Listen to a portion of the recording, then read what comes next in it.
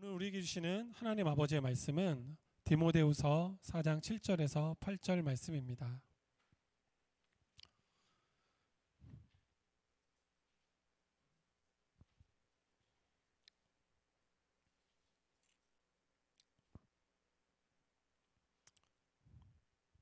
네, 디모데후서 4장 7절에서 8절 말씀입니다. 네, 주보에는 8절 9절로 되어 있는데요. 그게 아니라요. 7절에서 8절입니다. 네. 다 찾으셨나요?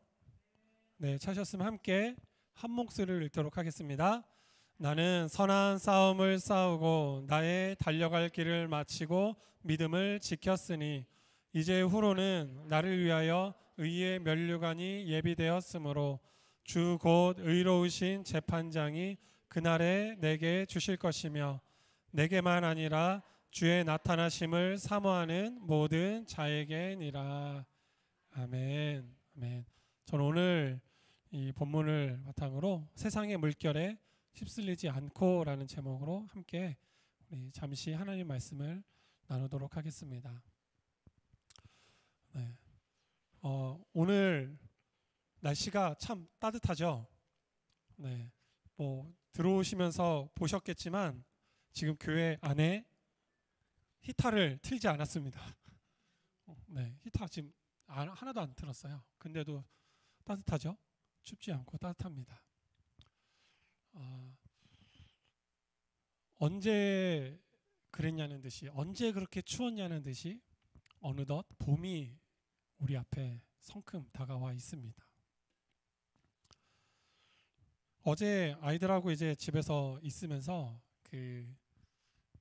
애들이 좋아하는 게임이 있어요. 그 로블록스라고. 네, 게임이 있는데 애들이랑 같이 그 게임을 하는데 그 게임 중에 하나가 뭐냐면 계속 선택을 하는 거였어요. 선택이 정답을 선택하는 게 아니라 가장 많은 사람들이 선택하는 것. 네, 그래서 그걸 쭉 해서 나가다가 봄, 여름, 가을, 겨울 기억나죠? 봄, 여름, 가을, 겨울이 있는데 어떤 계절을 제일 좋아할까 선택하는 거예요. 그래서 처음에 이제 그래도 가을을 한번 선택해봤어요. 가을을 선택했더니 그것도 답이 아니더라고요. 가장 많이 선택한 게 아니었어요. 그래서 그럼 여름인가? 핫하니까 여름인가? 그래서 여름 선택했더니 그것도 아니에요. 그래서 뭐지? 봄하고 겨울 중에 하나인데 당연히 이제 봄이라 생각을 하고 봄을 선택을 했는데 봄도 아니에요. 의외로 그 게임을 했던, 전부는 아니겠지만 게임을 했던 사람들이 선택한 건 겨울이었습니다. 다수가 1등이 겨울이었고 2등이 여름이었어요. 네. 그래서 이게 많은 생각을 하게 하더라고요. 이게 겨울 시즌이라서 겨울을 선택한 건지. 근데 그게 아니라 그 게임이 오래됐기 때문에 사람들이 계속 클릭한 게 이제 누적이 되어 왔기 때문에 그래서 보통 우리가 좀 괜찮은 계절, 좀 뭔가 그렇게 좀 기대가 되는 계절은 사실은 봄하고 가을이잖아요. 춥지도 않고 덥지도 않고 따뜻하고. 근데 의외로 사람들이 선택한 건 여름하고 겨울이더라고요. 그래서 이게 무슨 의미가 있을까라는 생각이 들었고 한편으로는 우리가 평안함 가운데 얻는 유익보다는 내가 좀 힘들고 덥든지 춥든지 물론 단순하게 추위와 더위 때문에 선택한 건 아니었겠지만 그 안에서 얻는 것들이 무언가가 있나 보다. 춥고 더운 거 안에서 뭔가 얻는 것들이 있나 보다. 여러 가지가 있겠지만 의외로 있기 편한, 그죠? 바람 쐬러 가기도 좋고 얼마든지 좋은 봄, 가을은 선택을 하지 않았다라는 거예요. 우리의 삶에서 이 겨울 같은 시간을 우리는 보내고 있습니다. 춥고 힘들고 어렵고 뭐 하나 내 뜻대로 되지 않고 특히나 올겨울 같은 경우에는 전 세계적으로 아주 난리였어요. 미국은 캘리포니아 지역에도 눈이 오고 이제 북미 지역은 완전 난리가 났고 캐나다는 말할 것도 없겠죠.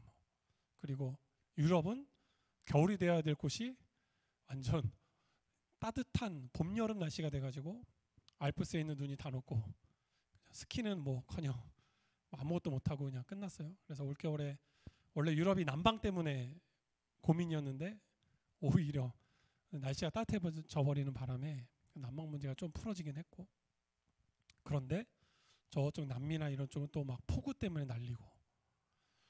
뭔가 이런 거 보면은 종말이 온 것 같지 않습니까? 세상이 끝이 온 것 같고 뭔가 더 이상 지구가 제 기능을 못하는 것 같은 이런 모습을 보면 이제 이 세상이 끝나나 보다 생각을 했을 텐데, 여러분 잘 생각해 보시면 대략 2000년 전쯤에도 그 전에도 지구에는 늘 항상 이 대재앙 같은 일들이 있었습니다. 지금 우리가 코로나 때문에 많은 사람들이 정말 죽고 또 고통당했잖아요. 근데 이게 과거의 유럽의 흑사병에 비하면 사실은 그렇게 큰 것도 아니에요. 유럽의 흑사병이 돌았을 때는 거의 이거는 그 나라와 민족 자체가 거의 사라질 위기에 처해 있었고, 우리가 뭐 동양 이 아시아 쪽은 그나마 이제 아시아 쪽으로 오다가 멈춰가지고 우리가 기록이 그렇게 막 크게 안 남아 있지, 유럽은 거의 뭐 전멸이었습니다. 그냥 지금 생각하면은 뭐 국민의 30-40%로 그냥 과장되게 말씀드리면 30-40% 이상이 다 죽었으니까 그럼 뭐 상상할 수 없는 일들이죠. 아마 그때도 사람들은 비슷하게 느꼈을 겁니다. 이제 이 세상의 종말이 왔구나.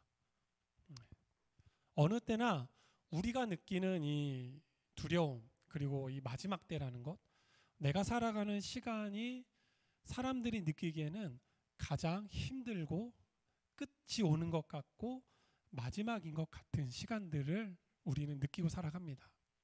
성경도 그 마지막 때에 대해서 예수님이 또 말씀도 하셨겠지만 그 당시에도 2000년 전에도 예수님이 하늘로 올라가시고 얼마 안 있으면 금방 오실 거라고 사람들이 다 생각을 했어요. 그래서 거의 마지막 때처럼 살았습니다. 어떤 사람들은. 그런데 그 시간들이 계속 지나가죠. 제가 최근에 계속 강조하는 게 하나 있죠. 교회 안에서. 제가 제일 강조하는 게 뭐죠? 혹시 기억하시나요? 한 단어로 딱 정의할 수 있는데. 사람? 사랑? 평안? 평안도 맞긴 한데요. 요즘 좀 더 제가 이렇게 포커스를 두는 게 있습니다.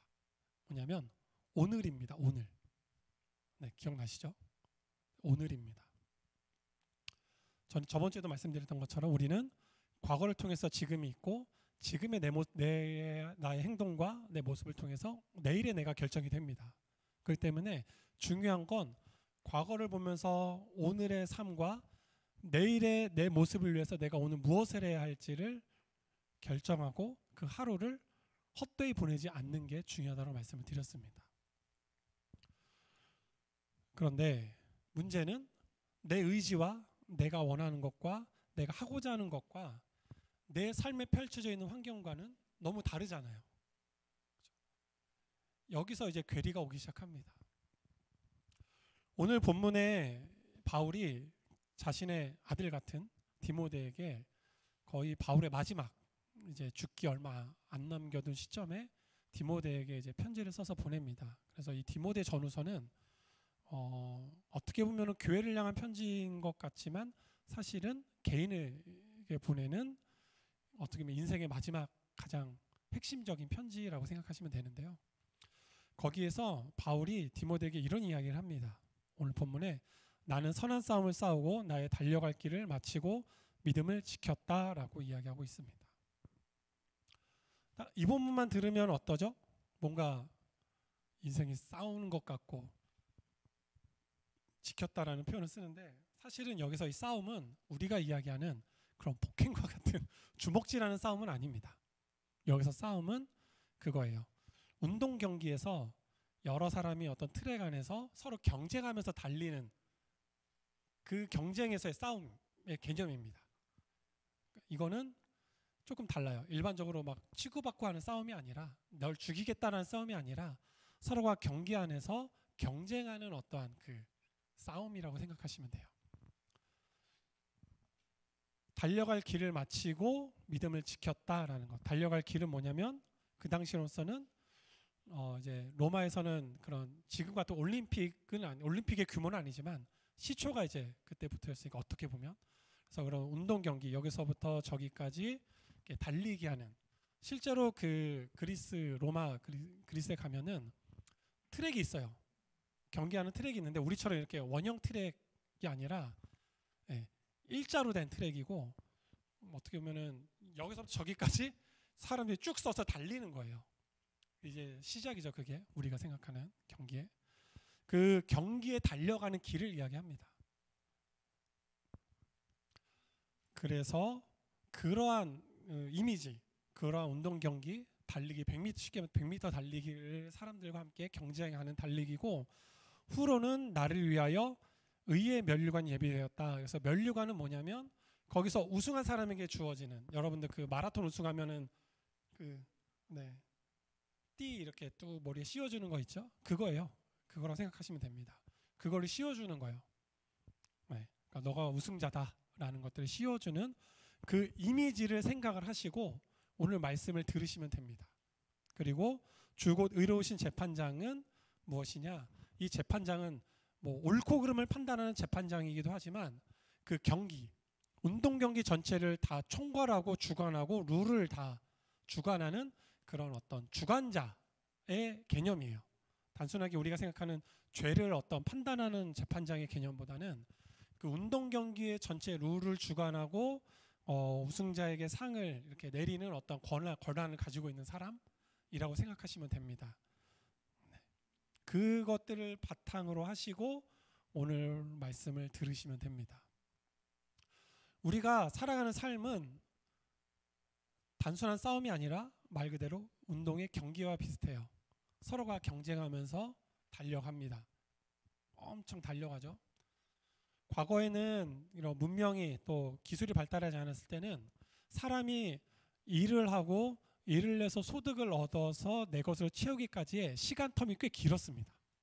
농경 시대에는 봄에 우리식으로 얘기하면 벼를 심고 그것의 결과를 보는 건 가을이죠. 그동안에는 그 결과에 대한 것들을 볼 수가 없습니다. 텀이 꽤 길었어요. 그런데 이 과학 기술이 발달하면서 이 텀이 너무 짧아졌습니다. 옛날에 그런 생각을 했어요. 기술이 발달하면 사람이 편하게 집에서 누워서 일을 하고, 그럼 기술이 일을 하잖아요. 그럼 사람은 여가를 누리고 뭐 책을 보고 막 그런 이미지 상상했는데 아니에요. 기술이 발전하는데 사람이 같이 그 발전하는 기술에 맞춰서 일이 더 많아지기 시작했습니다. 왜냐하면 옛날에는 봄에 심어서 가을에 끝났던 일이 아침에 시작하면 점심에 끝나버리는 거예요. 쉽게 얘기해서.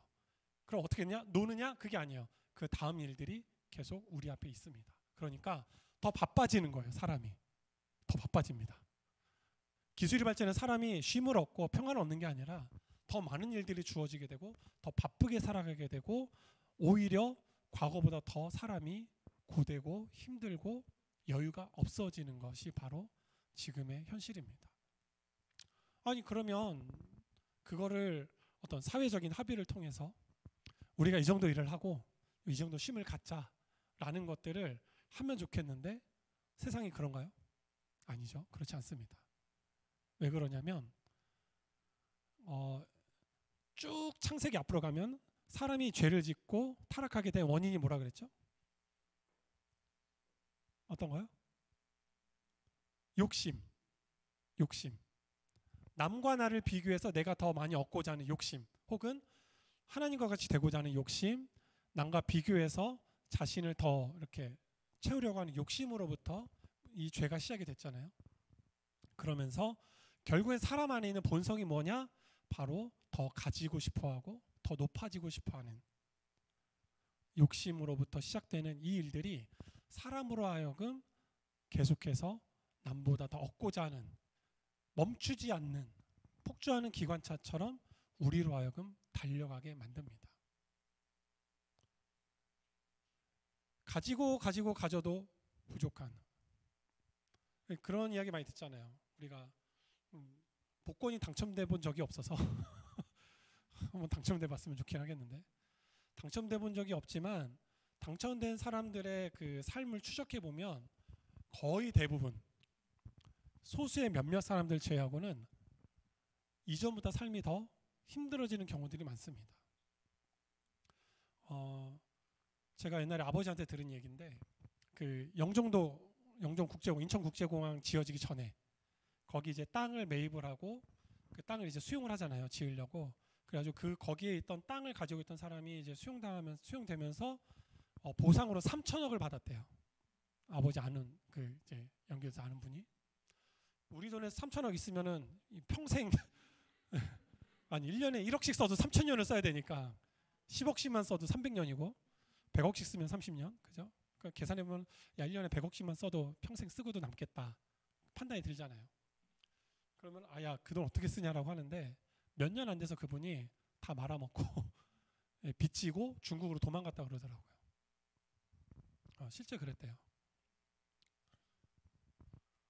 가지고 있다고 해서 우리는 없으니까 사실 여기 가진 사람들이 없다 보니까 가지면 잘 할 것 같잖아요. 절대 그렇지 않습니다. 네, 절대 그렇지 않아요. 가지면 가질수록 욕심이 생기고 가지면 가질수록 나 혼자 마음 지키는 것도 힘들지만 주변에서 가만두지 않습니다. 어떻게 귀신같이 알고 다 와가지고 계속 건드려요. 야 여기 뭐 이거 해봐, 뭐 저거 해봐.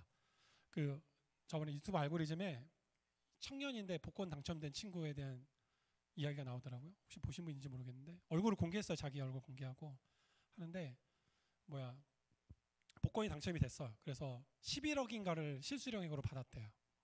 그러고 난 다음에 한 행동이 뭐냐면 일단은 이제 집 그리고 자기가 카페 하나 차리고 여행을 다녔대요. 근데 중요한 건 그 친구의 이야기는 뭐냐면 자기한테는 지금 현금이 없대. 네, 현금이 있으면 다 써버리고 다 없애버릴까 하는데 두려움이 찾아온다고 이야기하더라고요. 네, 그러면서 뭐 집 사고 이제 뭐 카페 차리고 거기서 일하고 하면서 이제 자기 갖고 현금이 없고 그렇게 살아가고 있고 그렇게 살아가면서 자신이 어떤 그러한 복권을 당첨이 돼서 얻은 큰 금액을 관리하는 것들이 생각보다 쉽지 않은 마음을 지키는 것들이 생각보다 쉽지 않다라고 이야기하는 것들을 보았습니다. 우리가 살아가는 세상은 교회에서 세상을 이야기할 때 사실은 막 되게 나쁘고 악한 어떤 그러니까 사람을 향해서 우리가 자칫 세상을 이야기할 수 있는데 그건 아니에요. 교회에서 이야기할 때 여기서 이야기하는 세상은 세상의 흐름, 세상이 흘러가는 어떠한 흐름이 있죠. 어떤 한 사람이나 어떤 뭐 소수의 그룹이 이렇게 막 만들어가는 게 아니라 전체적으로 세상이 흘러가는 흐름이 있습니다. 그 흐름 안에서 우리는 어떤 길을 가고 있는가? 모든 사람이 다 태어나서 이 오늘 본문의 비유로 보자면 경기를 하는 건데 목적지까지 가는 경기를 하는데 과연 그 경기를 올바르게 여기 나와 있는 재판장 이 경기를 주관하는 사람이 만들어 온 룰과 방식에 맞게 운동 경기를 끝까지 달려가고 마치는가에 대한 이것을 놓고 봤을 때 세상의 흐름은 하나님이 만들어 놓으신 경기의 규칙, 삶의 규칙, 삶의 방식을 거스르고 어그러지게 만드는 게 세상의 흐름이고 조금 더 좀 성경의 표현을 하자면 세상의 주관자들, 악의 영들, 악의 세력들이 그러한 흐름 가운데 사람들로 하여금 계속해서 하나님을 바라보지 못하고 하나님께서 원하시는 방식과 뜻에 따라서 경기를 하지 못하게 만듭니다. 이것이 믿지 않는 사람들에게는 하나님을 알지 못하는 사람들에게 있어서는 의미가 없어요. 왜냐하면 이 경기 자체를 모를 수 있으니까. 근데 하나님의 이 편지는 하나님의 사람들, 하나님의 자녀들에게 쓴 편지니까 하나님의 뜻과 하나님을 알고 하나님의 뜻이 무엇인지를 찾고 하나님의 나라를 향해서 달려가는 우리에게 있어서 이 룰을 기억하고 벗어나지 않고 달려간다는 건 생각보다 쉽지가 않습니다. 예수님이 한 부자 청년이 와요. 청년이에요. 젊은 사람이에요. 부자가 되었다라는 건 그 사람은 삶에서 성실하게 살았던 사람입니다. 그리고 이 부자 청년은 율법, 구약에 있는 율법도 아주 열심히 잘 지킨 사람이에요. 어렸을 때부터 잘 지켜왔대요. 그런데 그 사람에게 예수님이 한마디 하시니까 이 부자 청년이 근심하고 떠나갑니다. 이 사람은 자기 삶에서 율법도 열심히 지켰고 소위 세상에서 이야기하는 성공도 경험한 사람이에요. 모든 것들을 얻어봤고 성공이란 이름 안에서 내가 무엇을 더해야 내 삶에 더 의미가 있을까? 내가 뭔가 이 갈급함을 채워갈까? 그걸 가지고 예수님에게 나아갔겠죠. 왜냐하면 예수님은 그 당시에 되게 센세이션한 그 이스라엘에서는 거의 뭐 이런 표현이 맞진 않지만 되게 막 그 독특하고 어떻게 보면은 괴상망측한 사람이 바로 예수님이었어요. 기존의 이스라엘이 갖고 있던 율법의 룰을 다 깨버리시니까. 근데 이 예수님이 부자 청년에게 이렇게 이야기합니다. 그러면 너가 가진 모든 것들을 팔아서 가난한 자들에게 주고 나를 따라라 라고 이야기했을 때 이 사람이 근심하면서 돌아갑니다. 그리고 다시 오지 않아요. 예수님에게. 부자 청년이 잘못한 거는 없죠. 율법을 어기면서 부를 이렇게 취한 것도 아니고 율법도 성실히 지켰고 뭐 열심히 살아온 삶의 어떤 성공도 이뤄냈지만 그 삶이 예수 그리스도를 따라가는 삶으로 변화되려는 시점에서는 이 청년에게 있어서는 그 길은 너무나도 힘든 길이었습니다. 그동안 자기가 살아왔던 모든 것들에 대해서 바꿔야 하는, 내려놓고 이제는 어떻게 보면 다른 길을 걸어가고 달려가야 하는 것을 요구했기 때문에 이 청년은 그동안 자신이 살아왔던 삶을 버릴 수가 없는 거예요. 왜냐하면 그 삶을 살아가면 세상으로부터 인정받고 정말 유대 안에서도 이스라엘 안에서도 성공한 사람, 율법을 온전히 잘 지켜서 좀 많은 부를 누렸던 청년이라고 하는데 예수님을 따라가는 삶은 뭐예요? 다 내어주는 것, 다 가난한 자에게 흘려보내는 것. 둘의 차이가 뭘까? 첫 번째, 예수님을 만나기 전에 이 청년의 삶은 오로지 자기중심적인 삶, 나 중심적, 기준은 나예요. 물론 말씀을 율법 온전히 지켰지만 그거에 대해서 오는 결과를 따라서 그가 봤던 건 하나님의 나라가 아니라 바로 자기 자신이었습니다. 그런데 예수님께서 이 부자 청년에게 이야기하신 건 뭐냐면 너를 보지 말고 하나님의 나라를 보게 하시고 자신을 보는 게 아니라 예수 그리스도를 보게 하시고 자기의 삶의 풍요로 만족하는 게 아니라 다른 사람이 살아나는 것, 나를 통해서 다른 사람이 생명이 살아나고 또 가난한 자들이 먹고 마시는 것들을 통해서 체험을 얻는 그 삶, 포커스가 달라지는 것, 눈의 초점이 달라지는 것들 예수님이 말씀하셨을 때 이 부자 청년은 근심하기 시작합니다. 세상은 자기중심적이죠. 자기중심의 삶을 살라고 이야기합니다. 물론 성경이 자기 자신을 막 사랑하지 않고 막 자기 자신을 학대하고 막 자존감이 낮아지는 것이 성경에 하나님이 말씀하신 건 아니지만 그렇다고 해서 하나님이 나 중심적으로 살라고 말씀하신 적은 없거든요. 왜냐하면 예수님이 하나님이신 예수님이 자기중심적인 삶이 아니라 우리를 위해서 생명을 주셨잖아요. 우리를 위해서 자신이 가진 모든 것들을 주셨는데 우리는 이 세상의 흐름이 우리의 머리와 우리의 가치관 속에 너무 깊이 박혀 있다 보니까 어느덧 신앙생활을 해도 내가 잘 되는 것, 내가 좋은 집에 살고 내가 평안해야 되고 내가 무언가 성공한 어떤 그 모습들을 보여줘야만 내가 잘 사는 것 같은 생각이 박혀 있는 겁니다. 예수님은 그거를 바꿔가시는 거예요. 세상에 흐르는 물결이 아니라 너가 봐야 할 하나님의 나라가 이야기하는 건 이런 거고 그 하나님의 나라의 룰은 이런 거고 그 안에서 끝까지 믿음을 지켜서 꼬린 지점에 도달하기까지 과연 어떻게 살고 있는가에 대한 질문을 하나님은 오늘 우리에게 던지신다라고 저는 믿습니다. 다시 본문을 보면 그래서 선한 싸움을 싸운다라고 이야기하고 있어요. 그럼 우리가 달려가는 경기는 어떠한 룰이냐, 어떠한 규칙이 있느냐, 바로 선한 싸움입니다. 여기서 조금 더 이야기하자면 바로 선하다라는 표현입니다. 근데 이 선하다라는 표현을 하면 그런 생각이 들죠. 착하게 살아야 되나? 그죠? 뭐 해코지 안 하고 착하게 살아야 되나? 그것도 어떻게 보면 단편적인 일부의 모습이지만 이 선한이라는 단어가 갖고 있는 또 다른 의미는 뭐냐면 바로 가치 있는 이라는 뜻입니다. 과연 우리는 가치 있는 것을 위해서 달려가고 있는가? 가치 있는 것을 향해서 내 목적과 방향을 두고 살아가고 있는가입니다. 성경이 이야기하는 가치 있는 것은 무엇일까? 바로 예수님께서 우리를 위해서 생명을 주셨던 그것.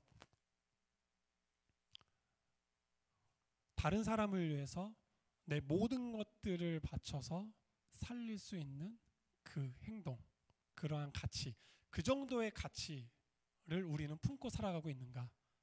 아니면 세상의 헛된 가치들로서 그것들로서 내 삶의 믿음과 기준과 어떤 성공의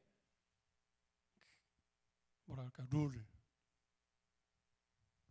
법을 우리는 가지고 있지 않은가? 아까 말씀드렸죠. 재판장은 죄를 유무를 판단하기도 하지만 또 하나는 뭐냐고요? 이 전체적인 운동 경기의 룰과 방식을 주관하는 사람이라고 말씀을 드렸습니다. 우리가 어쨌든 달려서 골인 지점에 도착을 했을 때 과연 우리가 가치 있게 달려갈 길을 갔는가? 그리고 자, 그러면은 우리가 결승점에 도착하기까지 어떤 룰을 지켜야 합니까? 첫 번째 가치 있는 것이라고 말씀드렸고 두 번째 뭐냐면 바로 믿음. 우리가 예수 그리스도를 믿고 우리가 하나님의 자녀가 되는 건 온전히 뭐라고요? 예수 그리스도를 어떻게 하는 때?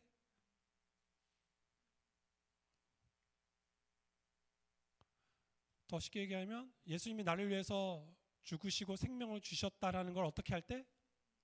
그렇죠. 믿을 때. 믿음입니다. 그 하나님이 독생자 예수를 우리에게 보내주셔서 그 예수님이 나를 위해서 희생당하시고 모든 걸 내어주시고 그분이 부활하심을 통해서 그 예수를 믿는 나도 그 부활에 참여할 수 있다라는 것들을 믿는 믿음 안에는 뭐가 있냐? 하나님께서 우리에게 말씀해 주신 이 성경 안에서의 가치의 기준들이 믿음 안에 담겨져 있습니다. 왜 그럴까요? 믿음이란 건 우리가 입술로 고백하는 것이기도 하지만 성경은 입술로만 고백하면 분명히 삶을 완전 개판으로 살 걸 알기 때문에 뭘 주셨냐면 바로 야고보서를 통해서 믿음의 행함을 이야기해 주십니다. 믿음은 행동할 때 살아 있습니다. 지켜갈 때 살아 있는 겁니다. 입술로만 주여 주여 하는 자가 다 천국에 가지 못하는 것처럼 우리는 삶으로 이 믿음을 지켜가는 것이 필요합니다.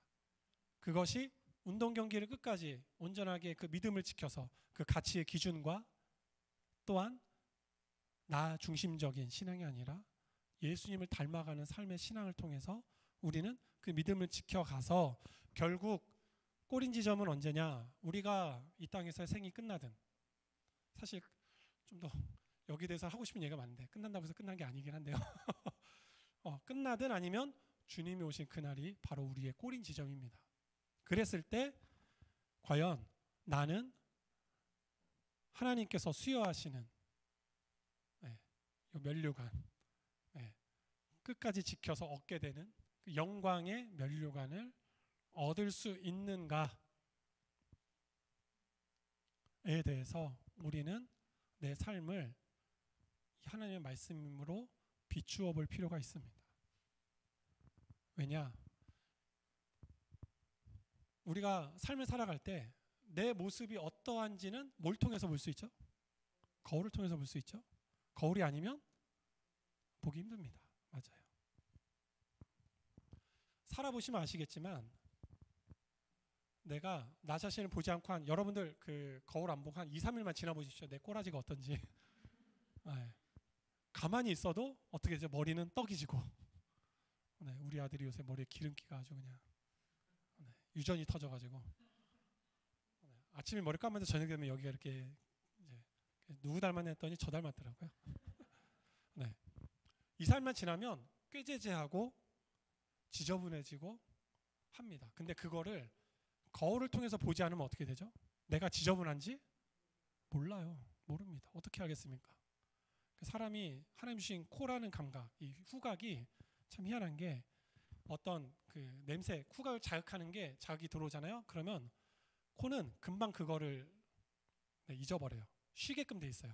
쉰다라는 표현을 쓰는데 왜냐하면 그 자극이 좋은 자극도 그렇고 나쁜 자극도 그렇고 계속 그 자극이 오면 이게 몸에 부하가 걸리거든요. 뇌라든지 여러 가지 그 감각세포에 부하가 걸리기 때문에 그걸 잊게 만들어요. 집에 꾀지작이 있으면 내가 지저분한 냄새가 나는지도 사실 모릅니다. 진짜 몰라요. 다른 사람이 오면 이거 무슨 냄새야 하고 이제 대본 아는 것처럼 그렇습니다. 우리는 나 스스로를 볼 수 있는 거울이라든지 무언가가 없으면 내 상황이 어떠한지를 정확하게 우리는 알지 못합니다. 내가 지금 제대로 가고 있는 건지, 내가 하나님의 뜻에 따라서 올바른 경기를, 올바른 달리기를 하고 있는 건지도 모를 때가 많습니다. 그래서 교회 안에서 말씀을 통해서, 우리의 교제를 통해서, 또 말씀을 배우는 시간들을 통해서 우리는 내가 지금 이 경기를 올바르게 뛰고 있는지 아닌지를 분별하고 볼 수가 있어야 합니다. 교회 공동체가 왜 필요한가? 단순하게 예수님 믿고 그냥 각자 알아서 살아가면 되지 않겠습니까? 라고 이야기하지만 그렇지 않아요. 아담이 하나님 창조하셨을 때 혼자 있는 게 보기 안 좋다 그랬어요. 그래서 여자를 만들어서 보내주시는데 거기에 뭐 이제 배필이라는 표현이 있잖아요. 돕는 배필이라는 표현이 있잖아요. 그게 사실은 돕다라는 의미뿐만이 아니라 어떤 의미냐면 거울이라는 의미가 있습니다. 반대한다는 의미도 있고요. 거울이라는 의미가 있어서 비춰보게 되는 거예요. 서로를 비춰보는 겁니다. 올바르게 살고 있는가. 그게 부부, 첫 공동체잖아요. 부부라는 건. 첫 공동체에게 하나님께서 부여하신 의미입니다. 교회는 그 의미를 같이 가져가요. 우리가 함께 이곳에서 예배하고 함께 있는 것은 단순하게 우리가 모여서 뭔가를 쿵짝쿵짝 하는 게 아니라 서로에게 거울이 되어주고 서로에게 비치는 빛이 되어주고 서로가 하나님 안에서 이 경기를 잘 뛰어갈 수 있도록 돕고 함께하는 역할을 하는 것이 바로 교회 공동체입니다. 그렇기 때문에 때로는 격려도 있고 위로도 있지만 때로는 쓴소리도 있고 때로는 마음을 아프게 한다는 표현보다는 전곡을 찌르는 팩트를 찌르는 이야기를 하는 것도 싫어서가 아니라 우리가 하나님 안에서 온전한 경기를 달려야 되잖아요. 서로가 함께 어느 한 사람도 낙오되지 않게 그러한 시간들 안에서 끝까지 그 경기를 잘 할 수 있도록 다 와가지고 얼마 안 남겨놨는데 거기서 낙오해서 하나님이 원하시지 않는 삶으로 살아간다라면 그것만큼 안타까운 게 어디 있습니까? 그러니까 붙잡고 가야죠. 같이 가는 거죠. 저는 우리 주의교회 모든 가족들이 가치 있는 경기를, 가치 있는 삶의 기준을 하나님이 부여해 주신 기준을 가지고 달려가기를 원하고 그 가치의 기준은 아주 단순합니다. 우리를 위해서 생명을 주신 예수님을 기억한다라면 모든 것 그분의 생명을 통해서 내가 다시 살 수 있는 힘을 얻었다라면 나는 내 삶의 기준은 나를 위한 삶이 1순위가 아니라 바로 하나님을 위한 삶 그리고 내 옆에 있는 함께 걸어가는 우리 교회 공동체 나아가서는 주를 알지 못하는 사람들과 함께 살아가기로 결정하고 때로는 말씀을 드려 때로는 내 모든 것들을 내어드리면서 가는 삶. 우리의 목적은 운동 경기 안에서 내가 달리는 시간들이 편안하고 편안하지 않고가 중요한 게 아니잖아요. 당연히 경기는 힘들죠. 달리기 하면 힘듭니다. 그것들을 계속해서 일정한 힘과 또한 속도를 가지고 달려가는 게 절대 쉽지 않습니다.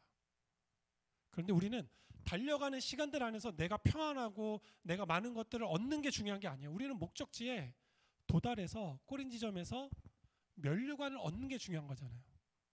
운동 경기 하는 사람 중에 100m 달리기 하는데 내가 100m 동안 얼마나 편할까를 생각하면서 달린 사람이 있나요?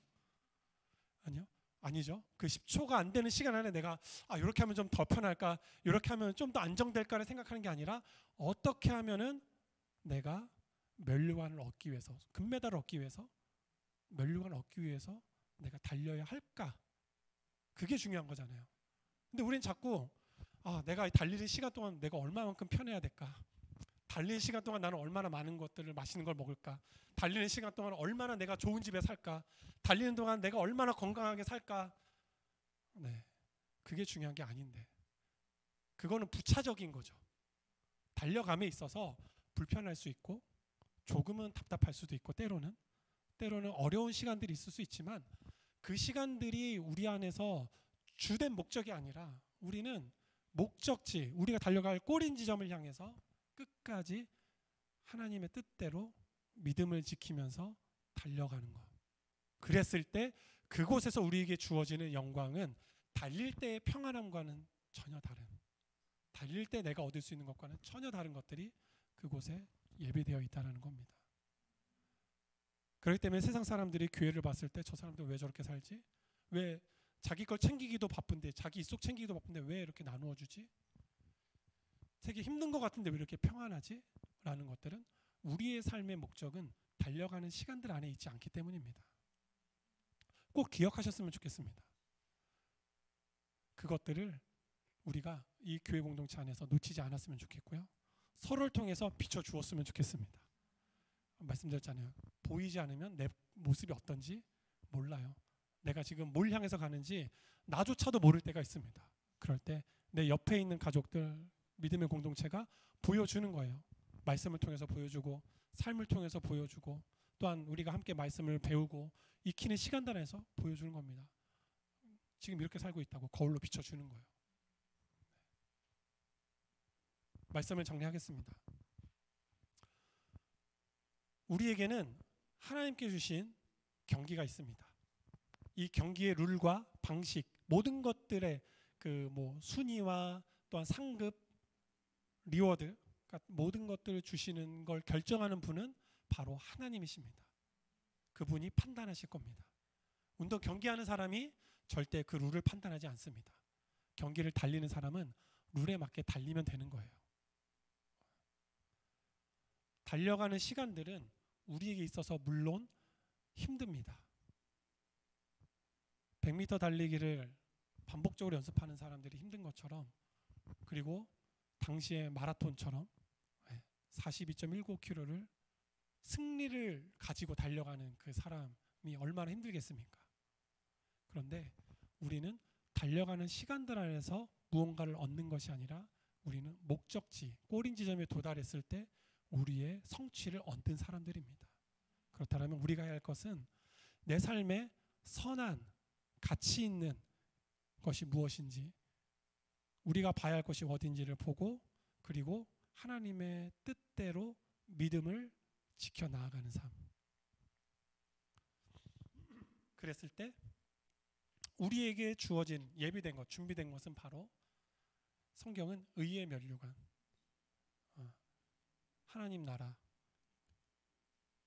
그날에 우리에게, 그리고 주의 나타나심을 사모하는 모든 자들에게 주어진다라는 것. 감사함과 하나님의 나라에서 달려가는 것에 사실은 이제 지금 말씀드리는 건데요. 도착하면 모두가 다 그 면류관, 상을 얻게 됩니다. 당시에는 한 사람이에요. 네, 알잖아요. 운동 경기 마라톤 보시면 이 면류관을 받는 사람은 한 사람입니다. 근데 하나님께서는 그 믿음을 지켜가면서 그 경기를 끝까지 포기하지 않고 달려간 사람들에게 모두에게 그것들을 주신다라는 겁니다. 그 영광을. 저는 우리 주의교회 가족들이 그 하나님의 영광을 포기하지 않으셨으면 좋겠고, 이 땅에서 달려가는 시간들 안에서 오는 많은 문제와 어려움들 안에서 그것에 마음 빼앗기지 않으셨으면 좋겠습니다.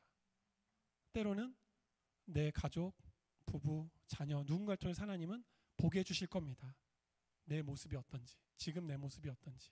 그럴 때 그 모습을 부인하거나 부정하지 마시고, 내가 지금 놓치고 있는 건 무엇인가?